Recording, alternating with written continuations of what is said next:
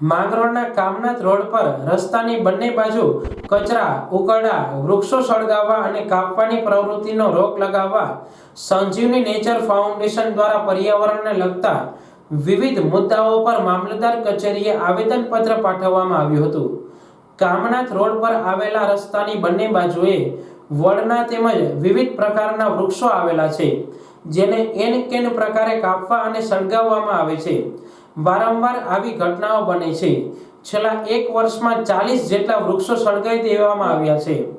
સમગ્ર પર્યાવરણને હાશ પહોંચાડે એવા બહુ જૂના વડલાઓ, સ્ટેટના વખતના વડલાઓ છે, એના કચરો, એના પાંદડાનો એકઠો કરવામાં આવે છે અને બહુ એને આયોજનપૂર્વક સળગાવવામાં આવે છે। આ પ્રક્રિયા વારંવાર બની રહી છે। અમારે સંજીવની નેચર ફાઉન્ડેશન અને એમની ટીમે આજે 6ઠ્ઠી વખત અમે આ રજૂઆત કરવા આવ્યા છે, પરંતુ પરિણામ શૂન્ય છે।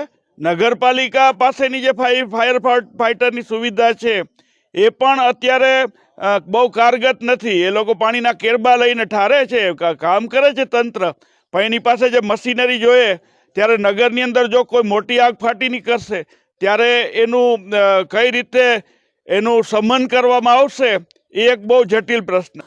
માંગરોળ મામલતદારને લેખિત અને મૌખિક રજૂઆત કરવા છતાં પણ આ રોડ સાઈડના રસ્તાની બંને બાજુએ કચરાના ઢગલાઓ કરવામાં આવે છે, તેમજ કચરાના ઢગલાને લઈ પેશકદમી પણ કરવામાં આવે છે। આ તમામ ગેરકાયદેસર કામગીરી રોકવા અને કડક પગલાં લેવા બાબતે મામલતદાર કચેરીએ રોષપૂર્વક આવેદનપત્ર પાઠવવામાં આવ્યું હતું। મેં સંજીવની નેચર ફાઉન્ડેશનના નેજા હેઠળ માંગરોળના પર્યાવરણ પ્રેમીઓ, ખાસ કરીને જે 100, 200, 300 વર્ષ જૂના આપણા વૃક્ષો, વડલા, પીપળા જે છે રોડ ઉપર વર્ષોથી વાવેલા છે, તેને ષડયંત્રપૂર્વક સળગાવી દેવામાં આવે છે અને પર્યાવરણનું ભયંકર નુકસાન કરવામાં આવે છે। આ બાબતને લઈ અને અમે લગભગ આની પહેલાં પણ 5 આવેદનપત્ર આપેલા છે। આ 6ઠ્ઠું આવેદનપત્ર આજે આપેલ છે, છતાં પણ નિર્ભર તંત્રને ઢંઢોળવા માટે અમે આજે ખાસ પાછા આવ્યા છે અને આ બાબતના સખતમાં સખત પગલાં લઈ અને નસિહત પહોંચાડે ગુનેગારોને, તો જ આવી પ્રવૃત્તિ બંધ થશે। કારણ કે આની પાછળ ઘણા બધા કારણો છે।